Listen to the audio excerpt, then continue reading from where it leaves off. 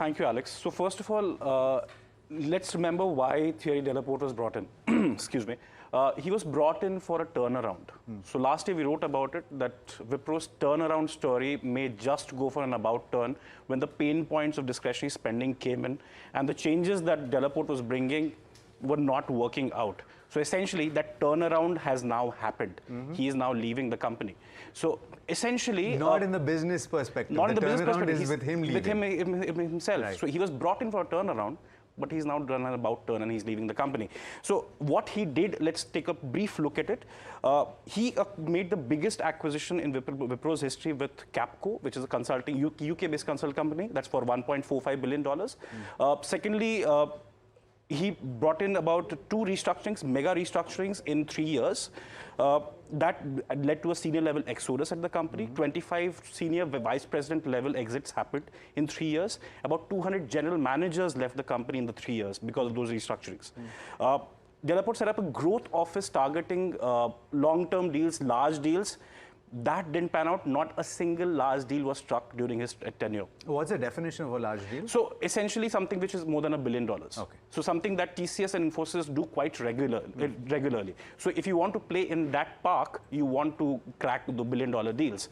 Wipro had a very strong 2021. That was because of the pandemic led digital transformation that happened, but that didn't percolate later because, again, the discretionary deals went away. So what are the reasons? First of all, underperformed the peers. Revenue decline happened compared to the peers. Discretionary went away, but it hit Wipro even worse because, remember, consulting deals are mostly discretionary. So once that goes away, completely the consulting piece falls. So essentially, his dream or Wipro's dream of building an Accenture in India, which no Indian IT company has been able to do that, didn't work out. So when you're looking at essentially a revenue decline in FY24, of course you're going to get the axe. Geographically, where are their biggest clients? So the biggest clients are still based in the US and Europe, but the new clients are not coming in. So essentially the big ones, the big banks, the BFSI clients go to say an Infosys or TCS, the smaller ones go to say the little more mid-tier LTI minded. So the space what Wipro wants to acquire is somewhere in the middle, but it's just lost. So the criticism of the disconnect between the Indian workforce as well as the clients in the US, with him sitting in France, is relevant? Exactly. So the point is, you either sit at one place. Right. So for example, Srinivas Pallia, he's heading the BFSI practice for Wipro in America. In the US. So he's in New Jersey.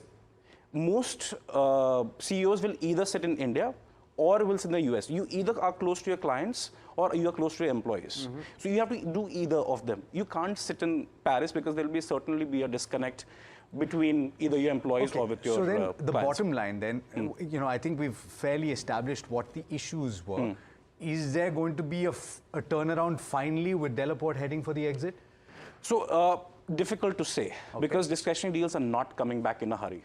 But there is one strong benefit right now for Wipro is that both the CEO, that's Srinivas Pallia, as well as the CFO, Aparna Iyer, who stepped in after Jatin Dalal left last year, again because of these restructurings, both are internal candidates. So that gives the confidence to the company and its employees that, okay, we have internal talent now in charge. So remember, Srinivas Pallia is the first internal CEO since 2011. Also, he's the 8th CEO since 2002. Wow, okay, so that's significant. So 8 CEOs in 20 years is it's a revolving door, so to say. Right? So fair point.